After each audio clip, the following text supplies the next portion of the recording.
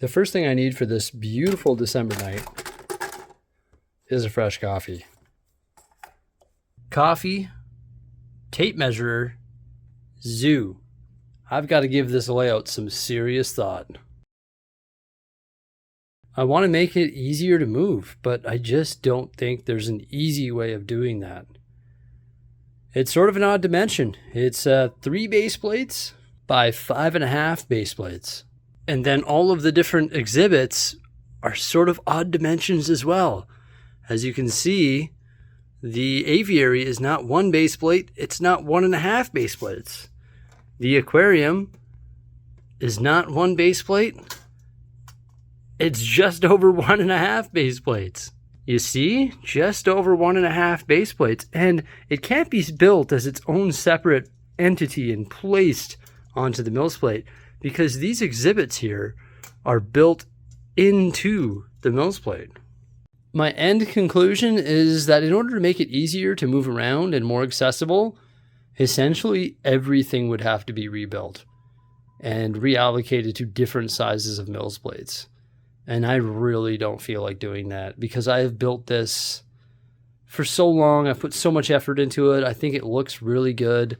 And I really don't want to just come up with an entirely new zoo to make it more movable. For example, I don't really need to move the lions anymore. They're pretty much done. If I need to make some minor modifications to it, I can reach over there and I can do it no problem. I do want to make some changes to the monkeys, but I'll probably just reach in there and do it. Now, there is one way that I could make everything more accessible, and this is just brutal to say. What I could do is peel off the dark gray plate, and I could cut base plates. And then I could make it more manageable to move. For example, I could peel out these plates and I could literally take a razor and cut it. And then what I could do is make this one big base plate by connecting all of the mills plates underneath and sort of somewhat semi-rebuilding it. So if I really wanted to, I could do that. It would be the solution. It would absolutely butcher some base plates. And it would pretty much say, all right, this is where the zoo is going to go. And this is the size of the zoo. And these base plates are 100% permanently allocated to the zoo. But it would make it so much easier to move. And I'm honestly thinking about doing that. Just cutting it rather than rebuilding it all. Okay, so I've cut $100 worth of base plates, but everything is so much easier to move. And it's all locked together. If I go the cutting solution, once again, I would be able to, so you can see the seam right here. This is a base plate, and this is a base plate right here. I would be able to connect this to this half, and this would be one chunk. All I'd have to do is just rebuild some of the underlying plate to make sure that those oddly shaped plates are connected together. I got to think long and hard about that, but hey, everybody, welcome back. It's Jordan here. Today, we're going to continue working on the zoo. Specifically, I'm thinking bears. I'm sort of undecided. I don't know if I want the bears to go here or if I want the bears to go over here. And what I was thinking is if I put the bears here, I would build a solid dark bluish gray wall, and then I'd put some more rock panels down. And this would be the backdrop for the bears, which would look pretty neat. And then maybe this small area right here, just that one plate, can be allocated to one single panther because that's all I have. And I think that's all a panther would need. It's pretty much the exact same size as the other big cats. And I know there's a tiger there. In the Lego Zoo, tigers are mixed with lions. Is there big tiger elements? Not that I have. It'd be cool to have a tiger exhibit, like a Bengal tiger. Is that what it's called? I think so. But then I have this area here that I'd be able to do something else with if I just allocated this to the one panther. So I'm sort of thinking that is the solution. Panther, and then bears over here with a nice matching sort of rock backdrop. I think that looked pretty spiffy. Just a little bit more about that base plate cutting. I've thought about it for another 5 minutes or so, and I think I might do it just for the bird aviary, actually essentially just for the aquarium. because this sits on two 48 by 48 plates.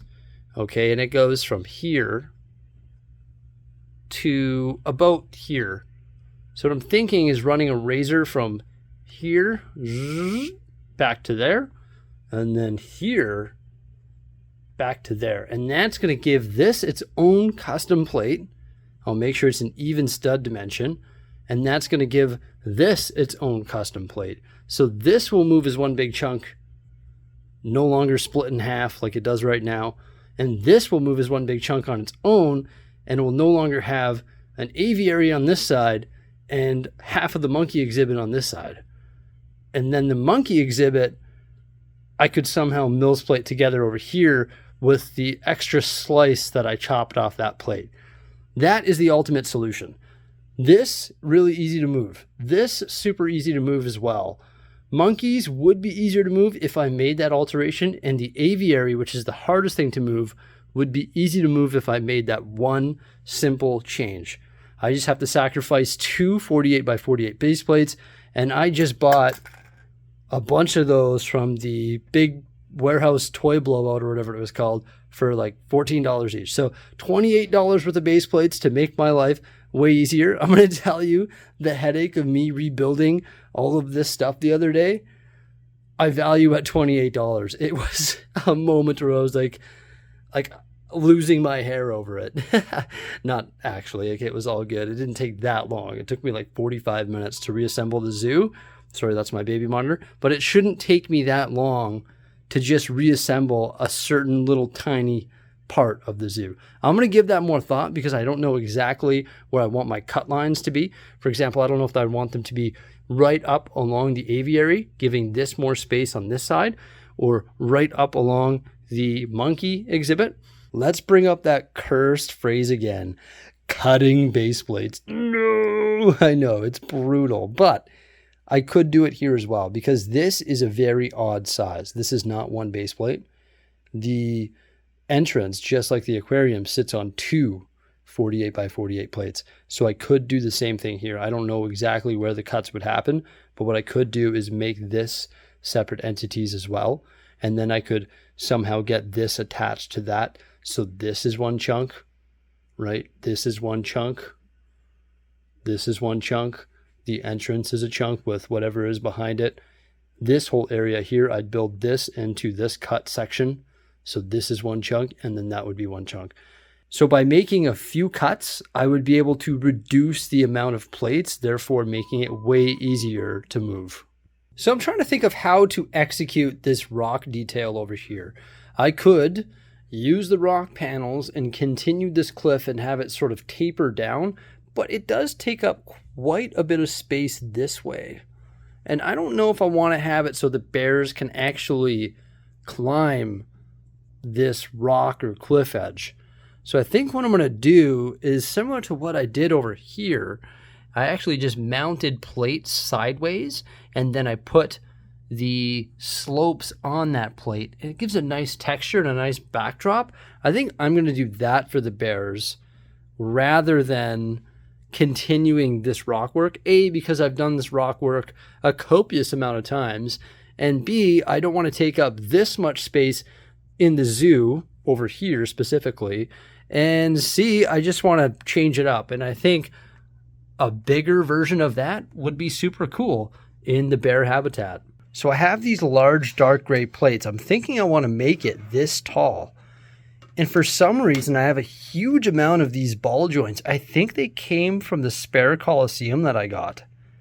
Yeah, because I have two Coliseums and I built the alt build, Castle Fortificata right back there, and it didn't use the ball joints that make the Coliseum that really nice like oval shape. So I'm going to use these slopes, ball joints, and these plates to come up with a human-made backdrop for the bears. Just playing around with this design a little bit here. It's a bit tricky, but I'm getting the hang of it. So I put some bricks and some plates just on the bottom of the larger plates, so we have a little bit of different height going there. And you can see it actually pivots right there. And then those slopes overlap with that plate. One thing's for sure, this consumes a ton of pieces. It looks really good though. Wow, what a spicy technique. So it has 2 points of articulation, and I put these snot bricks on the top there so we can sort of cap it off. It does consume space, just like the other rock wall, but it is different. So at least I checked one of those points from earlier. Just placing it here as a rough draft, I definitely have to blend this rock in, so it's got to come down pretty much at an angle like that there. So I'm going to have to build this up using rock panels, because I'm not going to use this technique to do that, as long as it stays on this plate right here, because once again, this is one plate. It's two 16 by 32 base plates. So I'm going to blend that in there. Maybe I can even make a piece of the rock that comes out right here on the edge of that plate, and maybe that can be like a rock that the bears can sit on and might look pretty cool in the habitat. Now this sits on two 16 by 16 plates. You see that? So I'm going to have to switch this up because I want that to be smaller plates so that I can dig down into the mill's plate. Luckily this is just held on by one brick, so you can just peel it off. And then I don't know where the border is going to be for the bears. Maybe it's going to be an interesting shape. Maybe it's going to like be here and then maybe go diagonal like that. Now what I'm going to do with the fence back here is it's going to have to go up. It's going to have to be brought up to cover the backside of this rock because it doesn't look good. Like I said, this is a human-made rock. So I'm going to have this fence go up and sort of with the rock line, and then it's going to have to connect to this and sort of taper upward into the rocks, similar to how it is in the bird aviary. I really like this panel though. It's like exactly what I envisioned. I love it. I did get inspiration from Brick Crafts for this. He did a really similar thing, and I did take inspiration from his rock work. It looks really good. So I'm on baby watch tonight. I'm sure you saw the monitor earlier. Look at my kids. Look how close they are together. They did not start that close. They're slowly just wiggling their way toward each other. So I started filming this video at 10 o'clock at night, and it's now 2:30 a.m. That's definitely not all I've done, though, because I took care of some social media, and I also placed a massive $350 Bricklink order because I'm out of green plate. I'm out of 2x2 bricks. I'm out of a lot of essentials, and I've got some serious projects happening here in the Lego City, like the zoo, and I needed more parts. So I actually placed another Bricklink order. Oh my gosh, I was up there just ordering parts from Thailand. It was ridiculous. But yeah, you can see the zoo from afar. I actually really like that rock wall because it adds some more height to that corner. I think that's the perfect corner to add height to. And once I get those rocks conjoined, it's going to look substantially better. After playing around with it for a bit, I've come up with something that looks pretty good. You can see it's nicely rounded. I actually did move that corner rock panel, and then I actually found another one and placed it on top. I've still got a bunch of details that I got to add there. There is a solid wall right here. That's two studs, but this pretty much goes snug up against that, and you can't really see it. There is some blending work that I have to do in the back here. I have to bring these rocks and just make them larger, so I have to have them start up here and go down. So yeah, I've got to make it larger, probably start back here on the road and go up. That's not a big deal. Pretty easy to do with bricks and slopes. Something I ordered in that Bricklink order that I mentioned earlier is more of these, the 1x4 and 1x2 modified reddish brown bricks, because this is all I have left. And I want to bring this wall up higher so it hides the mess back here. So I've got the rock wall fixed to the base plate there. I switched out all those plates as well, so I'm going to be able to do some landscaping into the mills.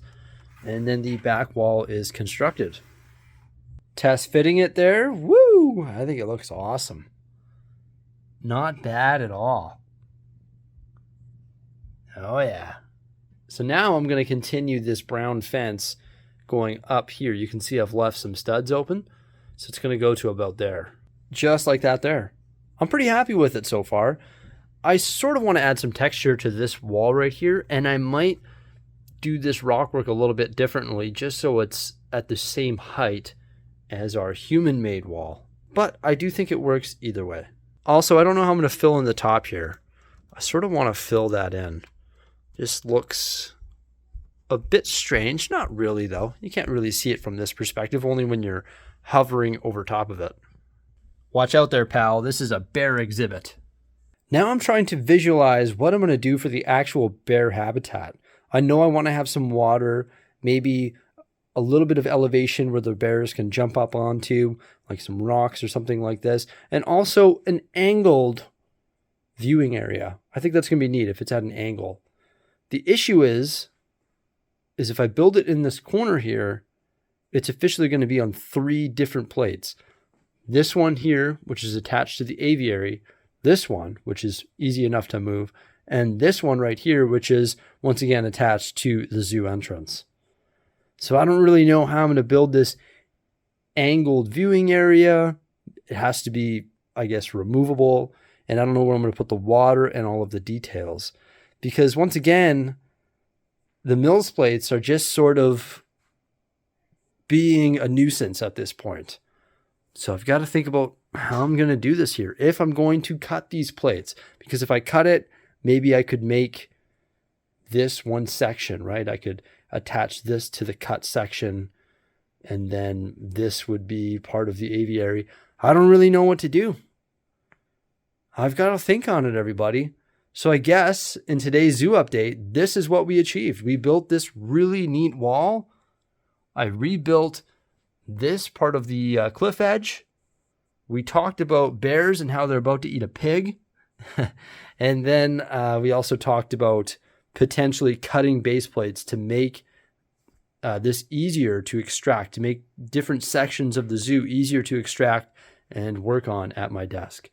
But yeah, pretty cool technique over here. Remember, like, subscribe, and stay tuned for some more great stuff coming out in the near future.